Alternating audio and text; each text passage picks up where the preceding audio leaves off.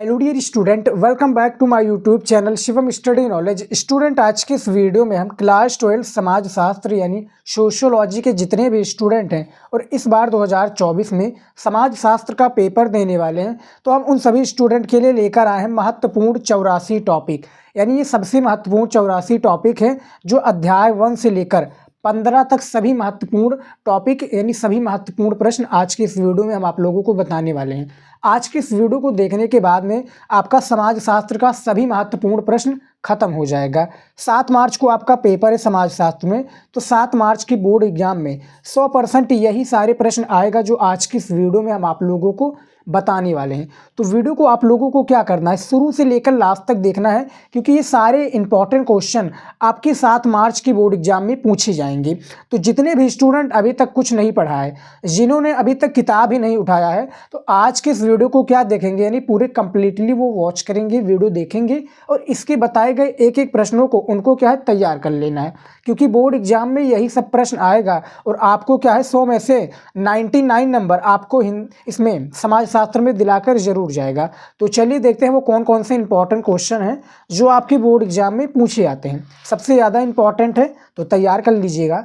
यहाँ पर देखिए, ये आप लोग इसको टॉपिक भी कह सकते हैं, इसको क्या कह सकते हैं आप लोग, और इसको इंपॉर्टेंट क्वेश्चन भी कह सकते हैं, यानी प्रश्न भी कह सकते हैं। इसमें 3 टाइप के क्वेश्चंस रहेंगे, अति लघु उत्तरीय, लघु उत्तरीय और विस्तृत उत्तरीय। तो यहाँ पर देखिए, सबसे पहला जो क्वेश्चन आपका है, धार्मिक तथा जातिगत समुदाय। धार्मिक तथा जातिगत समुदाय से आप क्या समझते हैं, इसके बारे में आपको बताना है। ये शायद अति लघु उत्तरीय में पूछा जाए क्वेश्चन, तो इसको आप लोगों को क्या है तैयार कर लेना है। दूसरा हमारा प्रश्न है समाज शास्त्र का अध्ययन। समाज शास्त्र के अध्ययन के बारे में आपको बताना है कि समाज शास्त्र का कैसा अध्ययन है, समाज शास्त्र के अध्ययन में क्या परिणाम है, यानी अध्ययन किसे कहते हैं, अध्ययन का यानी पूरा आपको डिटेल में समाज शास्त्र से जितने भी प्रश्न बनने सारे को आपको क्या है तैयार कर लेना है। तीसरा क्वेश्चन है जनसांख्यिकी। जनसांख्यिकी, इसके बारे में आपको बताना है जनसांख्यिकी किसे कहते हैं, पूरी डिटेल में इसका आपको बताना है कि जनसांख्यिकी किसे कहते हैं। चौथा है आपका माल्थस का जनसंख्या सिद्धांत। चौथा देखिए, जो चौथा टॉपिक है आपका इंपॉर्टेंट, माल्थस का जनसंख्या सिद्धांत आप लोगों को बताना है, जो कि सबसे ज़्यादा इंपॉर्टेंट ये आपका टॉपिक है। देखिए, इसमें आपको अथवा लगकर काफ़ी सारे क्वेश्चंस पूछे जा सकते हैं, जैसे कि माल्थस जनसंख्या सिद्धांत की व्याख्या कीजिए, विवेचना कीजिए या समझाइए। यानी इसके कई सारे एक प्रकार से रूप निकल सकते हैं, लेकिन इसका जो आंसर होगा वो एक ही होगा। समझ में आ गया। उसके बाद में देखिए, पांचवा है समाज। देखिए, समाज से रिलेटेड आपका काफ़ी क्वेश्चंस पूछे जाएंगे, जैसे कि समाज किसे कहते हैं, समाज को परिभाषित कीजिए, समाज का परिभाषा मैकाइवर एवं पेज के अनुसार बताइए। तो यानी जितने भी क्वेश्चन आपके समाज से रिलेटेड बनते हैं सारे को आपको क्या है तैयार कर लेना है। 6 नंबर आपका टॉपिक है राष्ट्रीय परिवार नियोजन। राष्ट्रीय परिवार नियोजन एक इंपॉर्टेंट क्वेश्चन है जो कि लघु उत्तरीय प्रश्न से आपसे लिया गया है।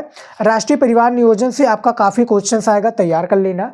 वंध्यकरण किसे कहते हैं, अति लघु उत्तरीय में भी पूछा जा सकता है, नहीं तो आपका लघु उत्तरीय में पूछा ही जाएगा। 8वां टॉपिक है आपका भारत में जनसंख्या वृद्धि।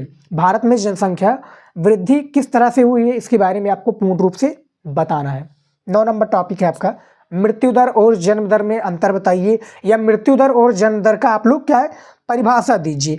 उसके बाद में देखिए, भारत में जनसंख्या नीति किस प्रकार से है। देखिए, भारत में जनसंख्या वृद्धि के बारे में भी पूछा जाएगा, नीति के बारे में भी पूछा जाएगा, तो इसको भी आपको क्या है तैयार कर लेना है। और मैं जितने भी आप लोगों को टॉपिक बता रहा हूँ, इसका आंसर कहाँ पर मिलेगा आपको, क्वेश्चन बैंक में मिलेगा।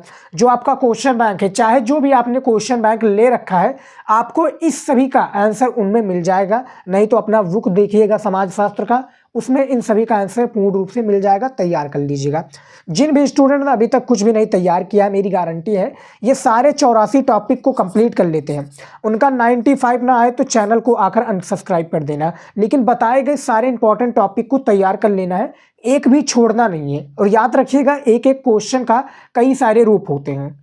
जैसे मान लीजिए कि उपनिवेशवाद के कारण बताइए, तो उपनिवेशवाद के कारण से कई, जैसे उपनिवेश किसे कहते हैं, इसके स्वरूप बताइए, इसका परिभाषा दीजिए। उसके बाद में क्या है, इसके बाद में विशेषताएं बताइए, वृद्धि के कारण बताइए, परिवर्तन कैसे हुआ, यानी कई सारे इसके रूप निकल सकते हैं स्टूडेंट, तो आपको तैयार कर लेना है। उसके बाद में देखिए, 11 नंबर टॉपिक है स्त्री पुरुष अनुपात के बारे में आपको बताना है, बहुत ही ज़्यादा इंपॉर्टेंट क्वेश्चन है। जाति किसे कहते हैं, जाति का परिभाषा देना है, अति लघु उत्तरीय में आपका पूछा जाएगा जाति के बारे में। तो जाति से रिलेटेड आपका जितना भी क्वेश्चन बन रहा है सारे को आप लोगों को क्या कर लेना है, तैयार कर लेना है। और इनमें से जितने भी मैं बताए गए टॉपिक हैं इनमें से मैं काफ़ी का आंसर दे चुका हूँ अपने वीडियोज़ में। आप लोग हमारी वीडियोज़ को देखते हैं तो आप लोगों को पता होगा। 13 नंबर टॉपिक है भारत में जनजातियों की विशेषताएं बतानी है आपको। भारत में जो जनजातीय की विशेषताएं हैं इसका आपको पूर्ण रूप से इसका आंसर आप लोगों को देना है, तैयार कर लीजिएगा। और बहुत ही इंपॉर्टेंट टॉपिक है, इसको काफ़ी रिसर्च से लाया गया है, रिपीटेड क्वेश्चन है, बोर्ड एग्जाम में कई बार पूछे जा चुके हैं स्टूडेंट। चौथा देखिए संस्कृतिकरण की परिभाषा किसने दी, संस्कृतिकरण का परिभाषा देना है आपको। 16 नंबर टॉपिक है वर्ण वर्ग जनजाति, इसका अलग अलग स्वरूप पूछा जाएगा कि वर्ण किसे कहते हैं, वर्ण के स्वरूप बताइए, वर्ण का परिभाषा विशेषताएं बताइए, जनजाति किसे कहते हैं। तो यानी तीनों अलग अलग टॉपिक हैं, तैयार कर लेना है। 16 नंबर टॉपिक है नातेदारी। देखिए नातेदारी से आप क्या समझते हैं, नातेदारी के प्रकारों की व्याख्या कीजिए। तो नातेदारी से रिलेटेड जितने भी टॉपिक बनने तैयार कर लीजिए। 17 नंबर टॉपिक है अनुसूचित जनजाति। देखिए अनुसूचित जनजाति भी आपका काफ़ी ज़्यादा इंपॉर्टेंट क्वेश्चन है, इससे भी रिलेटेड आपका देखिए सोशियोलॉजी एक ऐसा सब्जेक्ट है स्टूडेंट जिसमें आपका जो क्वेश्चन आएगा वो समाज से रिलेटेड ही आएगा, यानी बाहरी कोई भी क्वेश्चन नहीं आएगा। आपके जो आसपास और जो समाज में चल रही है सारी चीज़ें वहीं से रिलेटेड आपका ये क्वेश्चन आएगा, इसमें अधिकतम मैं बात कर रहा हूँ। 18 नंबर क्वेश्चन देखिए संयुक्त परिवार किसे कहते हैं और इनकी विशेषताएं भी आप लोगों को बतानी है कि संयुक्त परिवार ये है और इनकी ये विशेषताएं हैं। 19 नंबर टॉपिक है सामाजिक नियंत्रण। सामाजिक नियंत्रण का स्वरूप बताइए, सामाजिक नियंत्रण किसे कहते हैं, समाज में नियंत्रण कैसे लाया जा सकता है, पूर्ण रूप से इसका आंसर आप लोगों को देना है। 20 नंबर टॉपिक है उपनिवेशवाद किसे कहते हैं। उपनिवेशवाद के आने के पश्चात यानी इसके कई सारे प्रश्न बन सकते हैं उपनिवेशवाद के, याद रखिएगा।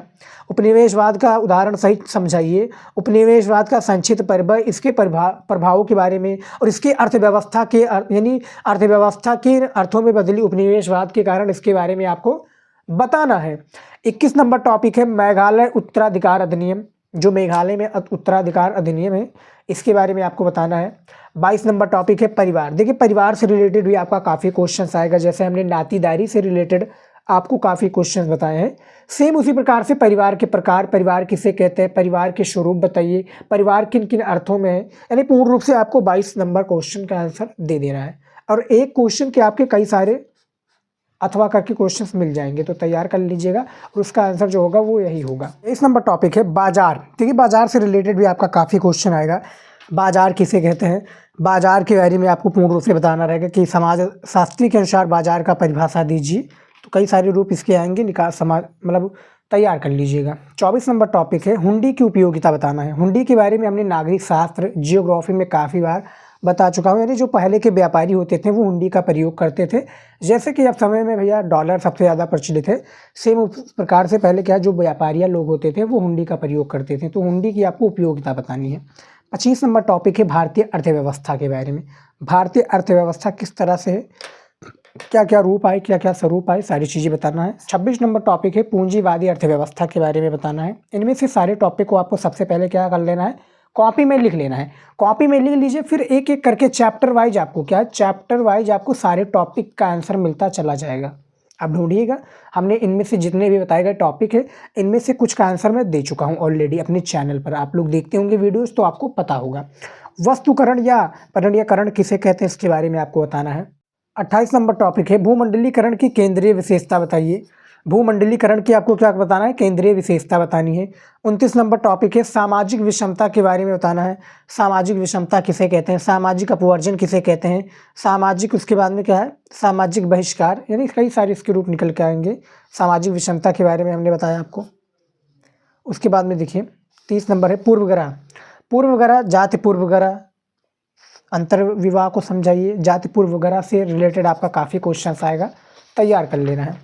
अगला क्वेश्चन देखिए क्या है, यहाँ पर देखिए 31 नंबर टॉपिक है अपवर्जन या बहिष्कार। जैसा कि हमने बताया सामाजिक अपवर्जन या बहिष्कार। जाति व्यवस्था किसे कहते हैं, जाति व्यवस्था आपको बताना है कि जाति व्यवस्था क्या है। जातीय विषमता के बारे में भी आपको बताना है। उसके बाद में देखिए 35 नंबर अंतर्विवाह, ये अति लघु उत्तरी में आपका पूछा जाएगा। काफ़ी ज़्यादा इंपॉर्टेंट क्वेश्चन है कि अंतर्विवाह किसे कहते हैं। अगला हमारा टॉपिक है 34 नंबर नारी आंदोलन। नारी आंदोलन से रिलेटेड आपका नारी आंदोलन से समाज पर क्या प्रभाव पड़ा इसके बारे में बताना है। 35 नंबर टॉपिक है आपका जो है विकलांग। देखिए विकलांग से रिलेटेड यानी विकलांग से यानी दिव्यांगों के लिए, विकलांगों के लिए सरकार द्वारा किए गए प्रयासों के बारे में आपको बताना है। 36 नंबर टॉपिक है आपका स्त्रियों की समानता। स्त्रियों की समानता किस तरह से हुई इसके बारे में आपको बताना है। समझ में आ गया? स्त्रियों की समानता और अधिकारों के लिए किए गए प्रयासों के बारे में बताना है। 37 नंबर टॉपिक है भारत में लैंगिक असमानता। देखिए बैकग्राउंड में आपको कॉफ़ी वॉइस सुनाई देगी, अननोन वॉइस, तो प्लीज़ इसको इग्नोर कीजिएगा। 38 नंबर टॉपिक है सामुदायिक पहचान किसे कहते हैं। सामुदायिक पहचान के बारे में बताना है। सबसे पहले आप क्या कीजिए स्टूडेंट, वीडियो को रोक कर आप एक एक टॉपिक को लिख लीजिए, हमारे बताए गए तरीके से लिख लीजिए। उसके बाद में क्या है, आप वीडियोज देखना चाहते हैं तो हमने वीडियोज भी बना रखा हूँ, नहीं देखना चाहते हैं तो आप क्या कीजिए, आप क्वेश्चन बैंक अपना उठाइए, चैप्टर वाइज आप समाजशास्त्र का एक एक चैप्टर ढूंढिए और उनमें से जो आपको आगे क्लू मिले उसको आप क्या तैयार कर लीजिए।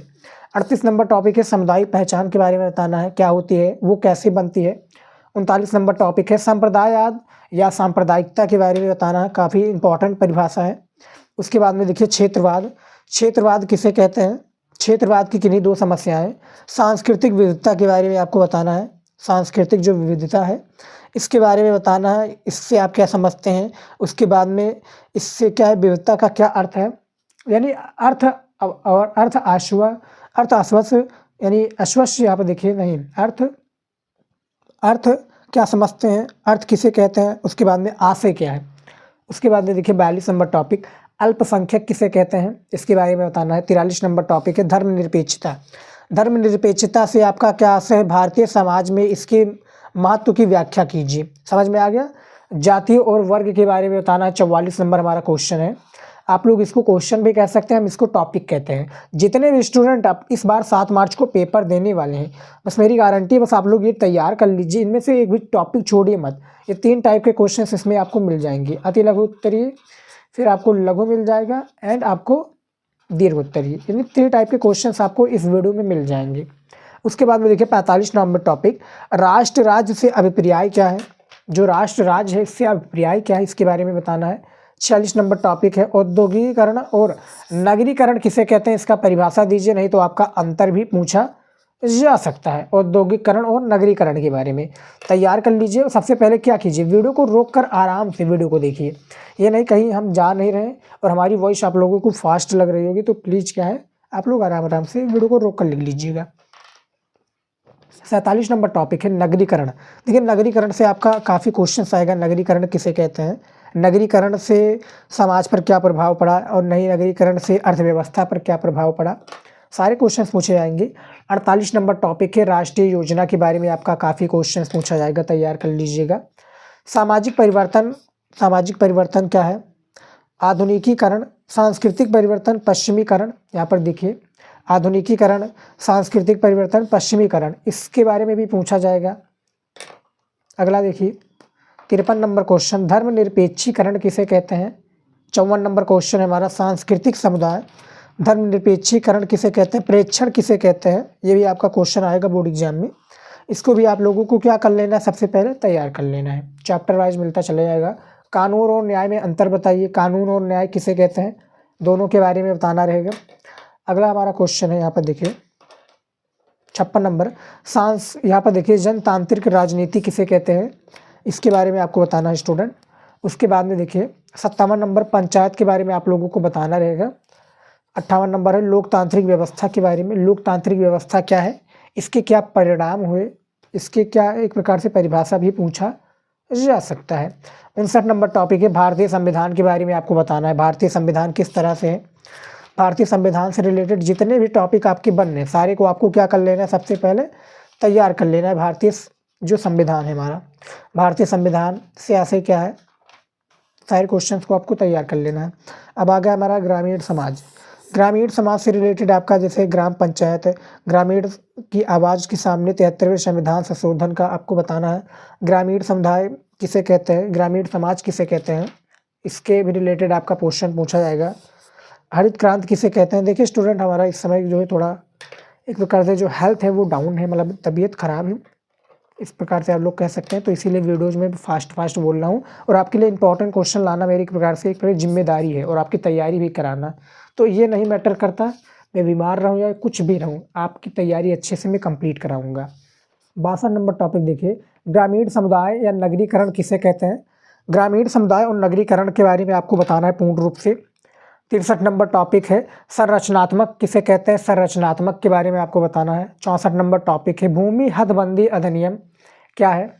65 नंबर टॉपिक है, ग्रामीण और नगरीय। सबसे पहले आप लोग लिख लीजिए स्टूडेंट, क्योंकि मैं वीडियोज में फास्ट मतलब बोलता चला जा रहा हूँ, तो इसीलिए मैं बता रहा हूँ। 66 नंबर टॉपिक है, भारत में कृषि संरचना के बारे में आप लोगों को बताना, इसका आंसर आपको देना है पूर्ण रूप से। 67 नंबर टॉपिक है, स्वतंत्रता के बाद ग्रामीण समाज पर क्या प्रभाव पड़ा। 1947 में हमारा देश आज़ाद हुआ, तो उसके बाद में हमारा जो ग्रामीण समाज है वो किस तरह से विकसित हुआ, एक प्रकार से विकसित नहीं, आगे कैसे बढ़ा अपने लाइफ में एज कंपेयर। जैसे 68 नंबर टॉपिक देखिए, वैश्वीकरण किसे कहते हैं, इसके भी काफ़ी क्वेश्चंस पूछे जाएंगे। 69 नंबर क्वेश्चन है, संविदा खेती। फिर 70 नंबर देखिए, अलगाव अति लघु उत्तरीय में क्वेश्चन पूछा जाएगा। औद्योगिकरण के बारे में आपको बताना है। 71 नंबर टॉपिक है, उदारीकरण ने रोजगार की कैसे बढ़ावा दिया, इसके बारे में आपको बताना रहेगा। 72 नंबर टॉपिक है, भूमंडलीकरण तथा उदारीकरण के बारे में इसका आंसर आप लोग दीजिए कि भूमंडलीकरण तथा उदारीकरण क्या है, इसके बारे में आपको बताना रहेगा। 73 नंबर टॉपिक है, सामाजिक असमानताएं के बारे में बताना है, सामाजिक असमानताएं क्या है। 74 नंबर टॉपिक है आपका देखिए, 1982 में मुंबई टेक्सटाइल के बारे में बताना है। 1982 में मुंबई टेक्सटाइल हुआ, इसके बारे में आपको आंसर देना है। 75 नंबर टॉपिक है, इलेक्ट्रॉनिक अर्थव्यवस्था के बारे में बताइए। जो इलेक्ट्रॉनिक अर्थव्यवस्था है इसके बारे में आप लोगों को क्या पूर्ण रूप से इसका आंसर देना है। 76 नंबर टॉपिक है, संस्कृत पर भूमंडलीकरण। 77 नंबर टॉपिक देखिए, संस्कृत पर भूमंडलीकरण के बारे में आपको बताना है कि संस्कृत पर भूमंडलीकरण कैसे हुआ, यानी इसके बारे में आपको पूर्ण रूप से इसका आंसर देना है कि संस्कृत पर भूमंडलीकरण से क्या अभिप्राय है। उसके बाद में देखिए अगला क्वेश्चन क्या है, यहाँ पर देखिए सारे क्वेश्चंस को बताएंगे जो आपकी तैयारी को एक प्रकार से नेक्स्ट लेवल लेकर जाएगा। उसके बाद में देखिए 74 नंबर टॉपिक है हमारा, उदारीकरण की नीति के बारे में आपको बताना है कि उदारीकरण की क्या नीति है। 78 नंबर टॉपिक है, एक भूमंडलीकरण की अर्थव्यवस्था के बारे में आपको बताना है। तो 79 नंबर टॉपिक है, डिजिटल इंडिया के बारे में बताना है। काफ़ी बार हमने इसका आंसर दे चुका हूँ अपने वीडियोज़ में। सोप ओपरा क्या है, 80 नंबर टॉपिक। 81 नंबर टॉपिक है, औपनिवेशिक सरकार के बारे में आपको बताना है, इसका आंसर देना है। 82 नंबर टॉपिक है, भारत में टेलीविज़न प्रसारण किस तरह से हुआ। इन सभी में से कुछ का आंसर है, यानी मैंने क्या है इसमें 84 क्वेश्चंस बताए, तो 84 में से हमने 70 क्वेश्चंस का आंसर मैं अपने वीडियोज़ में दे चुका हूँ। आप लोग हमारे वीडियोज़ को देखते होंगे तो आपको पता होगा। उसके बाद में देखिए 43 नंबर टॉपिक, समाचार पत्र उद्योग के बारे में आप लोगों को बताना है। लास्ट में हमारा 84 नंबर टॉपिक, जनसंपर्क के साधन। समझ में आ गया। तो ये 84 टॉपिक मोस्ट इंपॉर्टेंट है, आप लोग तैयार कर लेंगे तो अपनी तैयारी को एक नेक्स्ट लेवल लेकर जाएंगे। इनमें से किसी भी टॉपिक को आप लोगों को छोड़ना नहीं है, सारे टॉपिक को आप लोगों को तैयार कर लेना है। तो फिलहाल आज की इस वीडियो में इतना ही, मिलते हैं नेक्स्ट वीडियो में नए टॉपिक के साथ। और आप लोगों ने महातांडव क्लास हमारा वीडियो नहीं देखा तो जाकर जरूर देखिएगा, काफ़ी ज़्यादा इंपॉर्टेंट वीडियो है। तो इस वीडियो में इतना ही, मिलता है नेक्स्ट वीडियो में। जय